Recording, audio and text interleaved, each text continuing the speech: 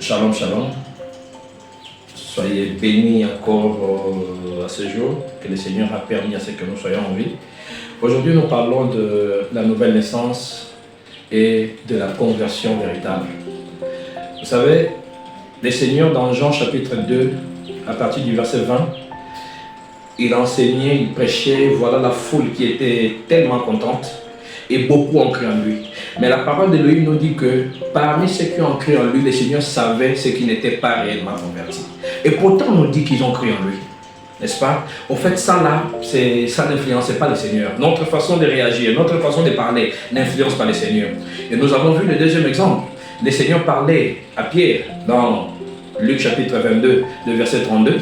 Le Seigneur pouvait dire à Pierre que quand tu seras converti, affermis les autres. N'est-ce pas? Cela veut dire que tout le temps que Pierre était avec le Seigneur, il n'était pas converti. Et pourtant, il a chassé les démons. Il a fait des choses aussi grandes. Mais il n'y avait pas la conversion. Mais il dit, dès que tu seras converti, affermis les autres. Rends les autres stables, rends les autres fermes.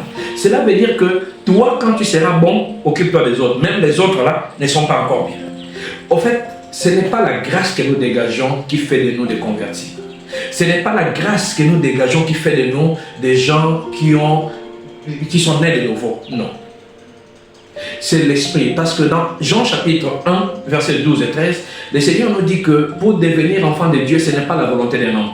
Ce n'est pas parce qu'on t'a fait réciter une récitation, on dit Seigneur Jésus, je viens à toi, je reconnais. Non, non, non, non. C'est une relation personnelle avec le Seigneur. Parce que la relation d'avant, l'alliance, l'ancienne alliance, c'était une alliance qui était physique, matérielle. Mais la nouvelle alliance est une alliance spirituelle. Voilà pourquoi quand le Seigneur vient à Nicodème, il dit à Nicodème dans Jean chapitre 3, verset 1 à 10, il dit à Nicodème, ce qui est né de l'esprit est esprit, mais ce qui est né de la chair est chair. Donc c'est-à-dire que nous devons savoir quelle est la naissance que nous avons. Nous avons une naissance charnelle ou une naissance spirituelle. Il n'est pas normal que toi qui dis qui es converti, toi qui dis qui est né d'en haut, que tu retombes dans le même péché à chaque fois. Il y a quelque chose qui ne va pas. Revois encore cette naissance et si tu es déjà né. Est-ce que cette naissance est un avortement? Est-ce que tu n'es pas sorti un mort-né?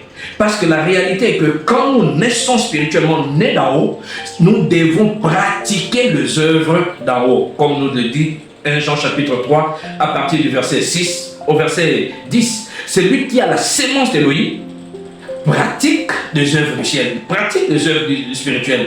Donc parce que la sémence d'Élohim habite en lui, il ne vit pas dans le péché parce que il a la sémence d'Élohim. Voilà pourquoi je vais exhorter quelqu'un au nom de Yeshua. Si réellement tu revois que ta conversion n'était pas correcte, c'est de repartir à zéro avec le Seigneur. Il est capable de faire de grandes choses avec toi. Il est capable de t'équiper véritablement, que cette conversion, que cette nouvelle naissance soit spirituelle maintenant que ce qui était avant. Soyez bénis au nom puissant de Yeshua.